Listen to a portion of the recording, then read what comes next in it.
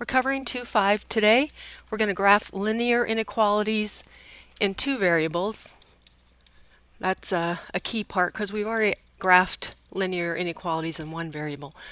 So on the coordinate plane, and that means it's going to be by default, that means we're going to be in two variables.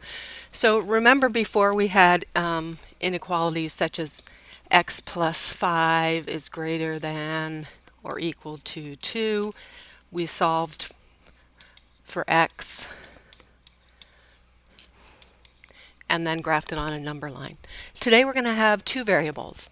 With the exception of if you have a vertical or horizontal line, you may only have one variable, so that is a little bit confusing. But the big point of confusion I see is students can't remember, do I graph this on the coordinate plane or do I graph it on a number line? So linear inequality in two variables relates two variables using an inequality symbol, and we know what they are: greater than, less than or equal to, greater than or equal. So here's an example. So notice we have a y and an x, which are our two variables, which is why we need to have an x and y axis, because we've got two variables in our inequality. A boundary line is the line which divides the coordinate plane into two regions in a linear inequality. So we're basically going to be graphing a line and shading one side of the line. And I think you've done this before. So here's the graph of y is greater than 2x minus 4. Our boundary line is right here. 2x minus, it's y equals 2x minus 4. And if it's less than, we look at which side of the line is x smaller or y smaller, and it's going to be this side. The only kind of misleading part of this is because there's no equals in this equation, this should be a dashed line.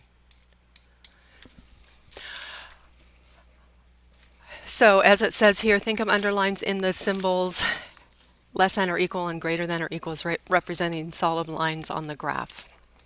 So graph the inequality y is greater than negative 1/3 x plus 2. So you graph the boundary line, which is going to be y equals negative 1/3 x plus 2. And we've been practicing graphing. So here's our y-intercept. We have a slope of negative 1/3. So this is our y-intercept. We go down 1/3, and then we can draw our line, but notice because there's no equal sign, we're going to make it dashed. So how do we know which side to shade? Well, if we have y is greater than, we have y isolated by itself, we want to shade the part of the line where y is getting bigger. So here we can see on this side of the line y is getting smaller. Here y is getting larger. So greater than is going to be up here, and that would be our solution. And as it says, check. So you can pick a point. As it says, you can either pick a point in the solution region or out of the solution region, depending on how you want to check. But if they pick the point 3, so 1, 2, 3, 2, we can see that is part of the solution. Plug it in, and you're going to get 2 is greater than negative 1/3 times 3 plus 2. 2 is greater than negative 1/3 times 3 is a negative 1 plus 2. This becomes 2 is greater than 1. That's true, so we know that we do have the proper solution area. So it's always good to check when you can.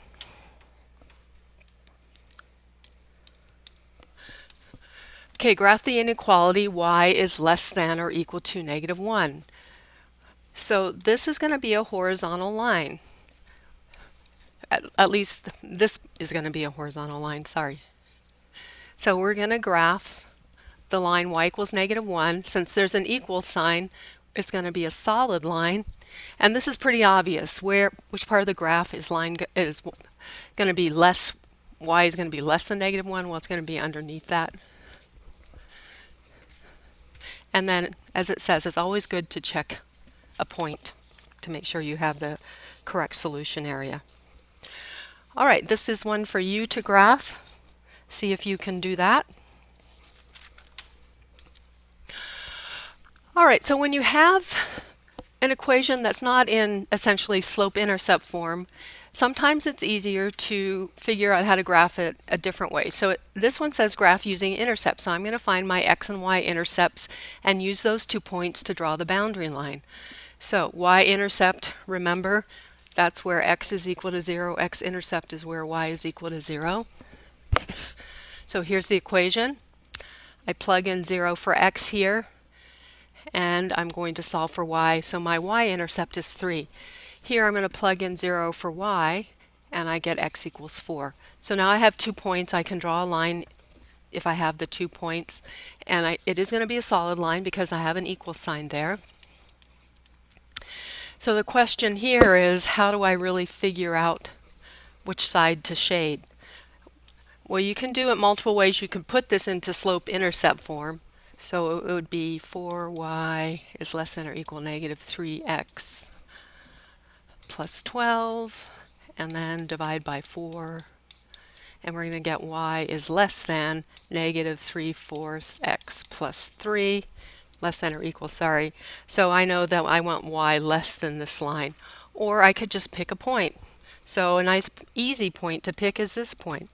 If I plug 0, 0 into this, I'm going to get 3 times 0 plus 4 times 0 is less than or equal to 12. This, of course, is 0. 0 is less than or equal to 12. This is true, so I know this point is in our solution region. That means this has to be the shaded part. So you have multiple options there. All right, here is one for you to graph using intercepts. It's kind of similar, but it's really a good way if you don't have your inequality in basically slope-intercept form. This is using intercepts is a great way to graph your line. All right, last thing we're going to do is we're going to do a word problem using linear inequalities in 2 variables. So here's our example. School carnival charges $4.50 for adults and $3 for children. The school needs to make at least, so these are words that indicate usually inequalities. So at least, that's going to mean it's got to be greater than or equal to 135. So pick up on those words to figure out how to set up your inequality. At least $135 to cover expenses. Using X as the adult price and Y as the child ticket price, write and graph an inequality for the amount the school makes for makes on ticket sales. And then after we do that, if 25 children or child tickets are sold, how many adult tickets must be sold to cover expenses? So it's going to be easy if, let's see, this is our X, and this is our Y, and together all sales have to be at least this much. So our inequality should look like this: 4.5x plus 3y has to be greater than or equal to 135. So now hopefully we have an idea how to graph that. They use intercepts, which is a nice way. So here's my y-int here, set x to 0. My y-intercept's at 45. This is my x-intercept, set y to 0. This is my x-intercept. So, and it's going to, our equation is less than or equal to 135. So it's going to be a solid line. And which side do we want? Well, if I pick this side, if I pick 0, 0 and plug it in, it's going to be 4 times 0 plus 3 times 0 greater than or equal to 135. You're going to see right away 0 is not greater than or equal to 135. So it's going to be on this side. All right, so the next part, we sell 25 child tickets. So how many adult tickets do we have to sell to meet our goal?